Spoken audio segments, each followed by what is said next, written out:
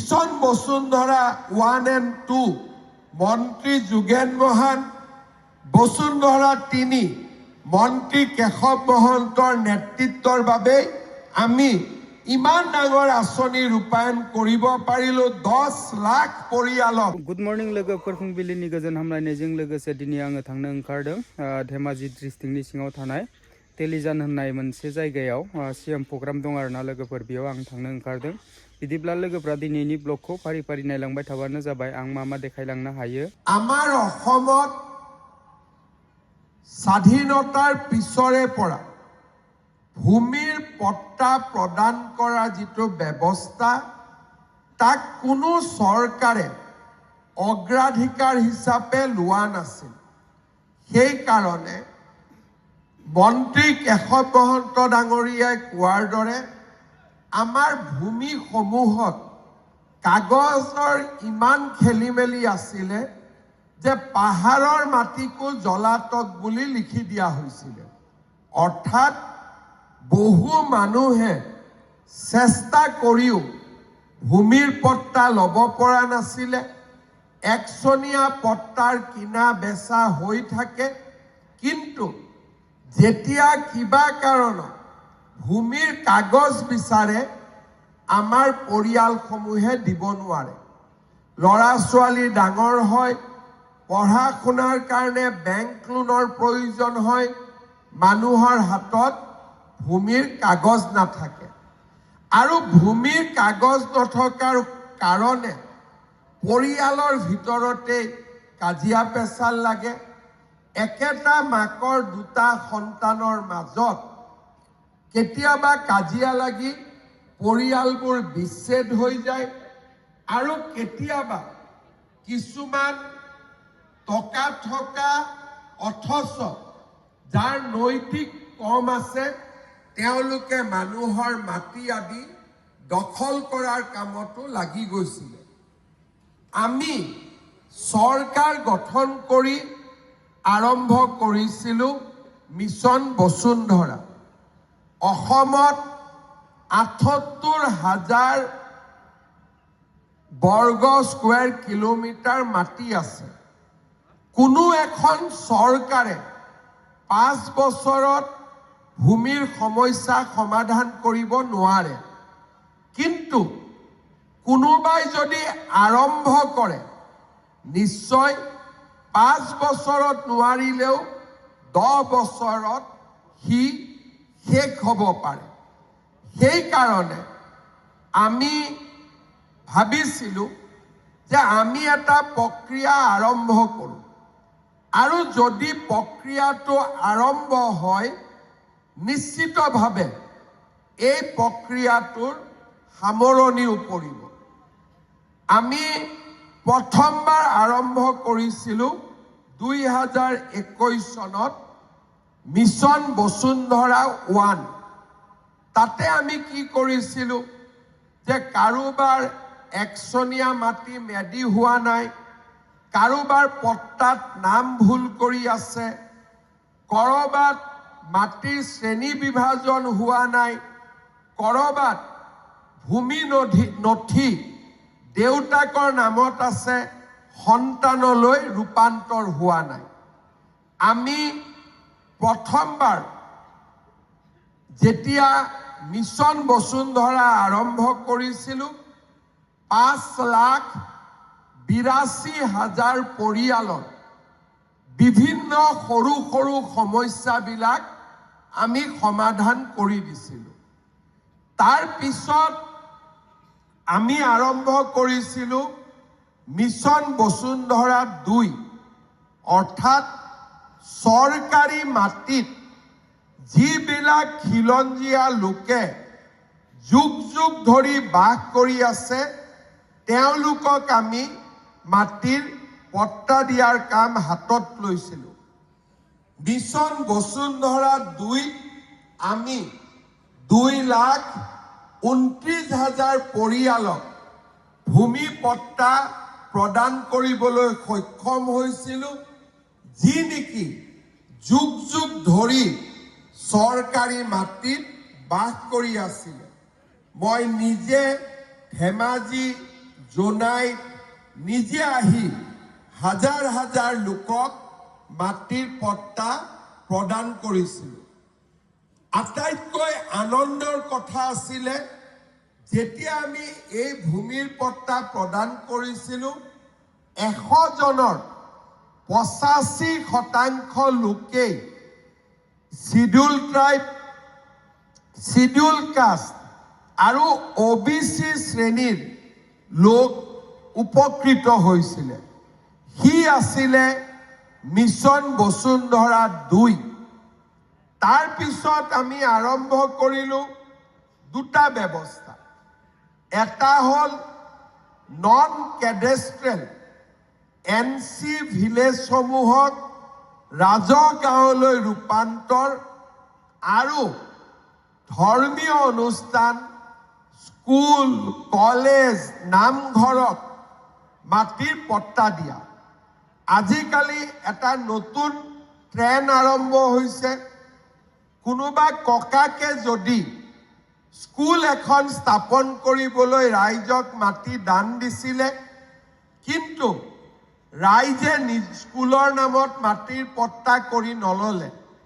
যেতিয়াৰ পৰা মাটিৰ দাম বাঢ়িলে, সেই ককাকৰ বা আটাকৰ নাতিয়ে এতিয়া তেওঁলোকে কৈছে যে এইটো মোৰ মাটি, এই স্কুল আপোনালোকে ইয়াৰ পৰা উঠাই লৈ যাওক। বহুত ক্ষেত্ৰত কোৰ্টেও ৰায় দিছে যে মাটিটোতো সেই ব্যক্তিজনৰ, কাৰণ দান লওঁতেই স্কুলে মাটিখিনি ৰেজিষ্ট্ৰেশ্যন নকৰিলে। এনেকুৱা বিশেষকৈ নেশ্যনেল হাইৱেৰ কাম যেতিয়াৰ পৰা আৰম্ভ হ'ল, বহু স্কুল এনেকৈ বিবাদত পৰিলে। আমি সিদ্ধান্ত ল'লোঁ যে নহয়, আমি স্কুল, কলেজ, নামঘৰ সকলোকে আমি মাটিৰ পট্টা প্ৰদান কৰিম, যাতে অসমত আৰু খেলি মেলি হ'ব নোৱাৰে। আজি মই আপোনালোকক জনাবলৈ পাই ভাল পাইছোঁ যে আজি আমাৰ সমগ্ৰ অসমতে 8,406টা নামঘৰ, মন্দিৰ, গীৰ্জা, ধৰ্মীয় অনুষ্ঠানে মাটিৰ পট্টা লাভ কৰিব। আজি আমাৰ অসমত 2,213টা বিভিন্ন ক্লাব, মিউজিক স্কুল তেওঁলোকে আজি মাটিৰ পট্টা লাভ কৰিব। ইয়াৰ উপৰিও চৰকাৰী স্কুল, কলেজ এইসমূহেও 13,637টা অনুষ্ঠানে আজি ভূমি পট্টা লাভ কৰিব। তাৰ উপৰিও NC ভিলেজ অৰ্থাৎ নন কেডেষ্ট্ৰেল ভিলেজ আমাৰ অসমত 903খন আছিলে। 769খন গাঁৱক আজি আমি কেডেষ্ট্ৰেল কৰিলোঁ আৰু বৰ্তমান 12খন জিলাত 1,06,372খন আমি আবেদন লাভ কৰিছোঁ। তাৰে ভিতৰত আজি আমি 30,000 পৰিয়ালক মাটিৰ পট্টা দিম আৰু বাকীসমূহ দিয়াৰো প্ৰক্ৰিয়া চলি থাকিব। আমাৰ ধেমাজি জিলাত অসমৰ ভিতৰতে আটাইতকৈ NC ভিলেজ বেছি আছিলে আৰু সেইকাৰণেই আজি আটাইতকৈ ধেমাজি আৰু লখিমপুৰ জিলা এই আঁচনিৰ পৰা আটাইতকৈ বেছি উপকৃত হৈছে। আজি আমাৰ মিছন বসুন্ধৰাত প্ৰথম পৰ্যায়ত বিভিন্ন কাৰণত মাটিৰ ভূমি পট্টা নোপোৱা নতুনকৈ পুনৰীক্ষণৰ পিছত আৰু 80,000 পৰিয়ালক আমি মাটিৰ পট্টা দিবৰ বাবে আগবাঢ়ি গৈছোঁ। ইয়াৰ লগতে ৰাজ্যৰ বনভূমিত বাস কৰা খিলঞ্জীয়া লোকসকলকো আজি আমি মাটিৰ পট্টা দিয়াৰ ব্যৱস্থা কৰিছোঁ। এই গোটেইখিনি কথা মই এই কাৰণে আপোনালোকক ক'লো যে মিছন বসুন্ধৰা আৰম্ভ হোৱাৰ পিছত আজিলৈকে আমি অসমৰ 10 লাখ পৰিয়ালৰ ভূমিৰ সকলো অভিযোগ আজি আমি দূৰ কৰিব পাৰিছো। আজি আপোনালোকে চিন্তা কৰক, এজন দুজন নহয়, যোৱা 5 বছৰত 10 লাখ পৰিয়াল আজি ভূমিৰ পৰা উপকৃত হৈছে। ধেমাজি, ঢকুৱাখানা আদিত ট্ৰাইবেল বেল্ট এণ্ড ব্লকত আমাৰ আহোম, চুতীয়া যিসকলে ভূমিৰ অধিকাৰ পোৱা নাছিল তেওঁলোকক আমি ভূমিৰ অধিকাৰ প্ৰদান কৰিলোঁ। তেওঁলোকে মাটিৰ পট্টা পালে। NC ভিলেজত বাস কৰা ৰাইজৰ ড্ৰোন সাৰ্ভেৰ পৰা আৰম্ভ কৰি গোটেইবিলাক কৰি আজি আমি মাটিৰ পট্টা দিব পাৰিলোঁ। আৰু ফৰেষ্টত বাস কৰা খিলঞ্জীয়া লোককো আজি আমি মাটিৰ পট্টা দিছোঁ। মই ভাবোঁ মিছন বসুন্ধৰা 4 আৰু 5 এই দুটা যেতিয়া আমি আৰম্ভ কৰিম তেতিয়া শ্ৰেণী পৰিৱৰ্তন, জলাতক মাটিৰ পৰিৱৰ্তন, আমাৰ ফৰেষ্ট ভিলেজত থকা নন ট্ৰাইবেল মানুহৰ মাটিৰ পট্টা আৰু আন যিমান সৰু সুৰা সমস্যা আছে তাকো আমি সমাধান কৰিব পাৰিম। 5 বছৰত আমি 80% সমস্যা সমাধান কৰিলোঁ আৰু এতিয়া অহা দিনকেইটাত বাকী থকা সমস্যাও আমি সমাধান কৰিব পাৰিম। এই মাটিৰ পট্টাৰ আটাইতকৈ গুৰুত্বপূৰ্ণ দিশ হৈছে কি, বহুত দুখীয়া মানুহক মাটিৰ পট্টা দিলেও টকাৰ অভাৱত তেওঁলোকে মাটিৰ পট্টা ল'ব নোৱাৰিছিল। আজি আমি কিমান টকাত মাটিৰ পট্টা দিছোঁ? 1 বিঘা মাটিৰ কাৰণে আমি মাত্ৰ 500 টকা প্ৰিমিয়ামতে আজি আমি মাটিৰ পট্টা দিছোঁ। 500 টকাত মাটিৰ পট্টা পালে আজি যেতিয়া পট্টাখন লৈ যাব 500 টকাত, কিবা কাৰণত মাটি বিক্ৰী কৰিলে আজি আপোনালোকে লগে লগে 5 লাখ টকা অতি কমেও আপোনালোকে পাব পাৰিব। মই বিক্ৰী কৰিব কাকো নকওঁ, মাত্ৰ উদাহৰণ দিছোঁ।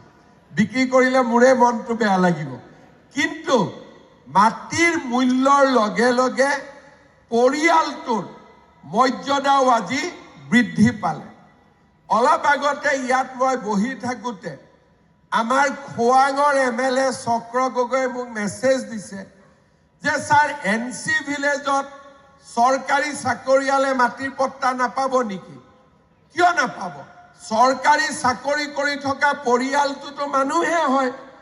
যদি খিলঞ্জীয়া মানুহ হয় সকলোতে মাটিৰ পট্টা পাব পাৰে যদি তেওঁলোকে সেই মাটিত ভোগ দখল কৰি আছে।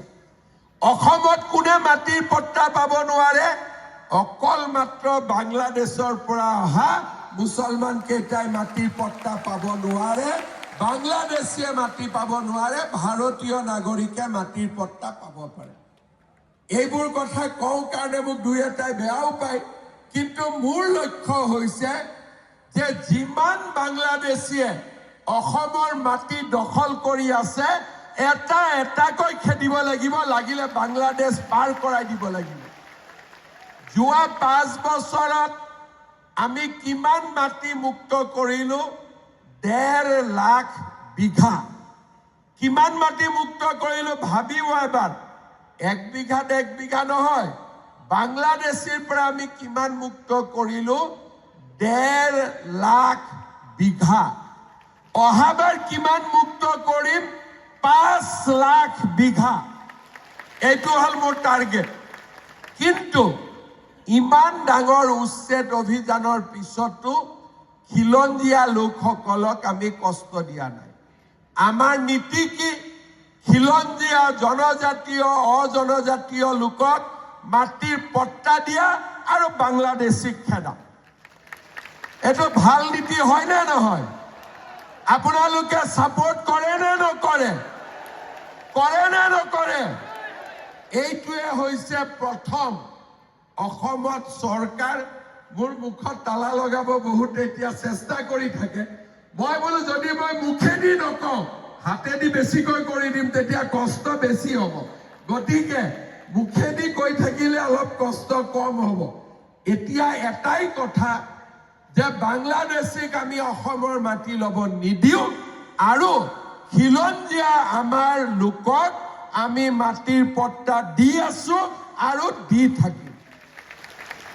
দুই এটা আমাৰ সমস্যা আছে।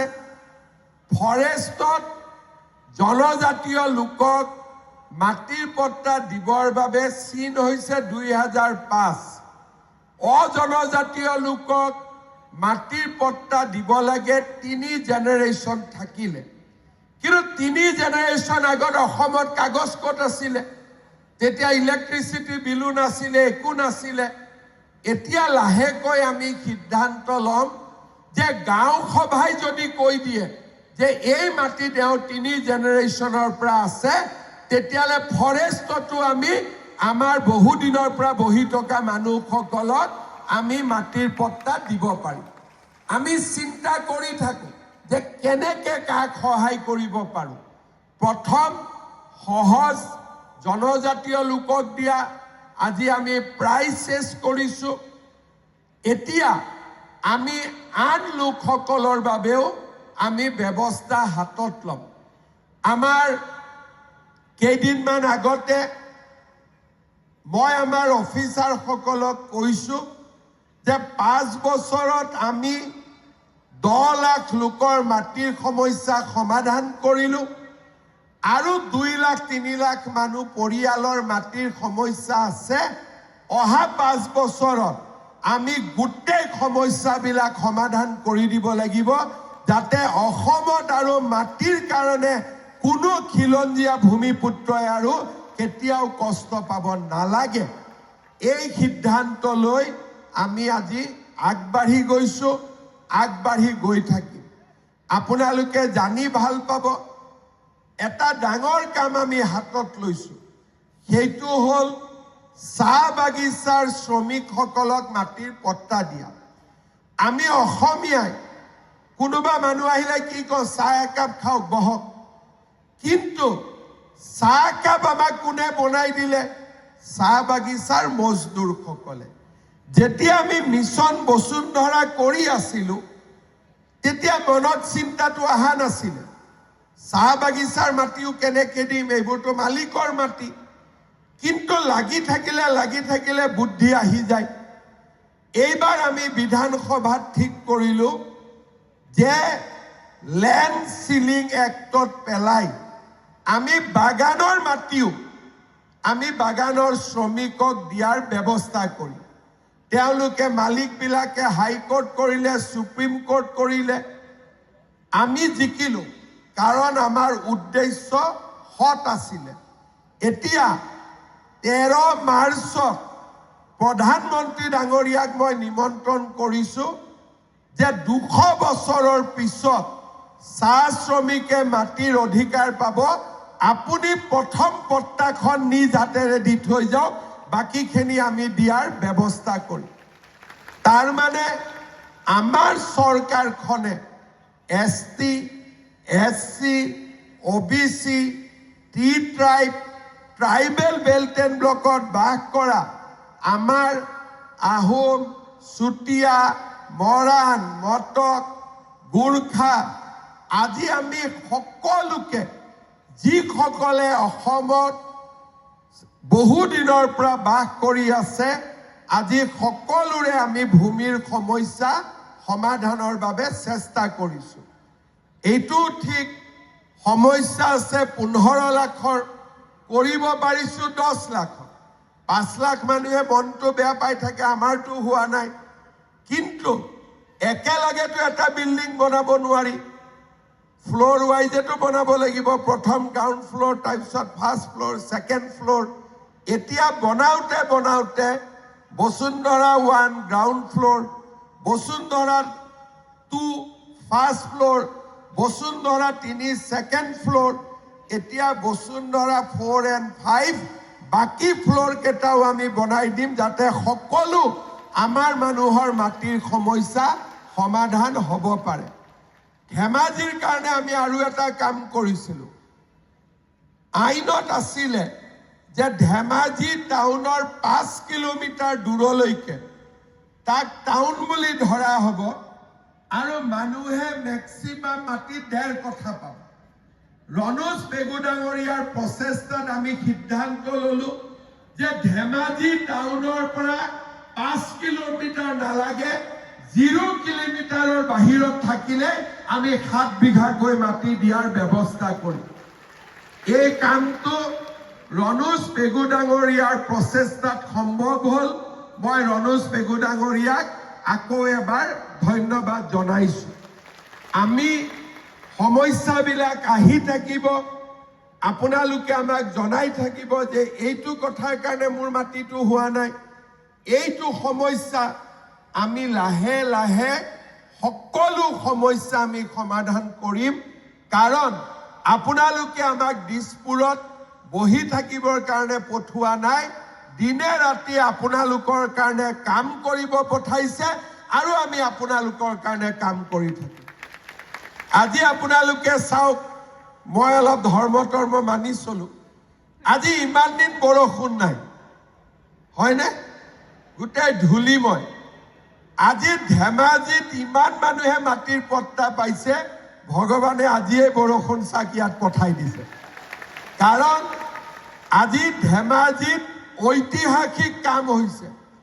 45-50,000 পৰিয়ালে মাটিৰ পট্টা পাব সাধাৰণ কথা নহয় এই কাৰণে মই ভাবো আজিৰ দিনটো ধেমাজিৰ বাবে এটা আনন্দৰ দিন উপায়ুক্ত আয়ুক্ত মহোদয়ক মই অনুৰোধ কৰিম আৰু যাৰ যাৰ মাটিৰ সমস্যা আছে আমাৰ ভুৱন পেগু আছে প্ৰদান বৰুৱা আছে ৰনোজ পেগু আছে সকলো আপোনালোকৰ লগত থাকিব যাৰ যাৰ মাটিৰ সমস্যা আছে খালি লিগেল হ'ব লাগে কাৰো মাটিত লোভ কৰিব নালাগে নিজৰ মাটিত আমাৰ অধিকাৰ দিয়াত একো আপত্তি নাই আমি আপোনালোকৰ কাৰণে কাম কৰি গৈ থাকিম এই কিন্তু এটা শব্দ আপোনালোকে নিশ্চয় মনত লৈ যাব লাগিব মিছন বসুন্ধৰা 1 and 2 মন্ত্ৰী যোগেন মহান বসুন্ধৰা 3 মন্ত্ৰী কেশৱ মহন্তৰ নেতৃত্বৰ বাবে আমি ইমান ডাঙৰ আঁচনি ৰূপায়ণ কৰিব পাৰিলো 10 লাখ পৰিয়ালক মাটিৰ অধিকাৰ দিলো তেওঁলোকৰ কাৰণে এটা ডাঙৰ হাত চাপৰি বজাবলৈ মই অনুৰোধ কৰিম দ্বিতীয়তে আমি মন্ত্ৰীবিলাকেতো ক্ৰেডিট লওঁ কিন্তু কাম কোনে কৰে আমাৰ বিষয়া কৰ্মচাৰীসকলে সেই কাৰণে মিছন বসুন্ধৰাৰ লগত জড়িত সকলো বিষয়া কৰ্মচাৰীৰ বাবে এটা ডাঙৰ হাত চাপৰি মাৰিবলৈ মই আপোনালোকক অনুৰোধ কৰিম বহুত বহুত ধন্যবাদ জয় হিন্দ বন্দে মাতৰম মোৰ লগত একেলগে ক'ব ভাৰত মাতা কি বন্দে বন্দে বহুত বহুত ধন্যবাদ program बेखेवनानै नै लोगोफोर मानसिफ्रा बिजि जाना दं आरो এবাৰ মঞ্চলৈ আমন্ত্ৰণ জনাইছো শ্ৰীযুত চন্দ্ৰৰাম দলে লগতে আমন্ত্ৰণ জনাইছো শ্ৰীযুত কুল বাহাদুৰ চেত্ৰী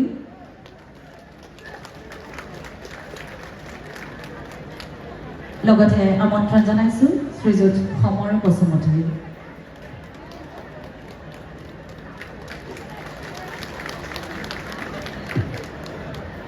এয়া মাননীয় মুখ্যমন্ত্ৰী মহোদয়ৰ হাতৰ পৰা ডিজিটেল পতা গ্ৰহণ কৰি সঁচাই উৎফুল্লিত আমাৰ শ্ৰদ্ধাৰ হিতাধিকাৰীসকল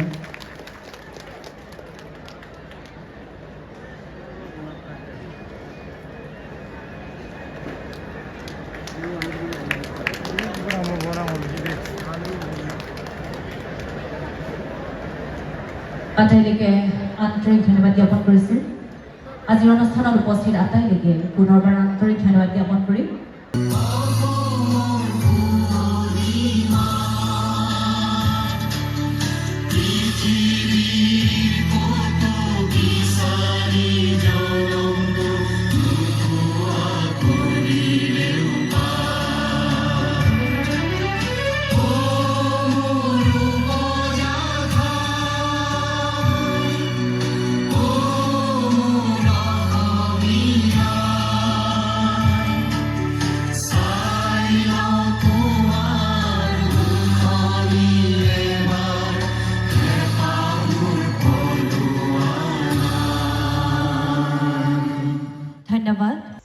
मैया मबाइलाबो चार्ज गैयैनि जाहोनाव बेनिफ्राय माने मोनाब्लिबो जाबाय नालाय बेनि थाखायनो भिडिअनि जोबनाय बाहागो खालामनो हाजिया लोगोफोर दिनै फुंबिलियावसो खालामनाय जाबाय आरोना अब्ला लोगोफोर दिनैनि ब्लग भिडिअआ बेखिनियानोमोन भिडिअखौ नायनानै मोजां मोनदोंब्ला लाइक खालाम शेयार खालाम कमेन्ट खालाम आरो जुदि नोंथाङा धीरेन बसुमतारी इउटुब चेनेलाव बोरैबा गोदानै अपसन फैफ्लांदोंबा धीरेन बसुमतारी इउटुब चेनेलखौ साबस्क्राइब खालामना होबानो जाबाय लोगोसेनो दिनैनि भिडिअखौ बेखिनियावनो दोनथ'नाय जाबाय गोजोन्थों।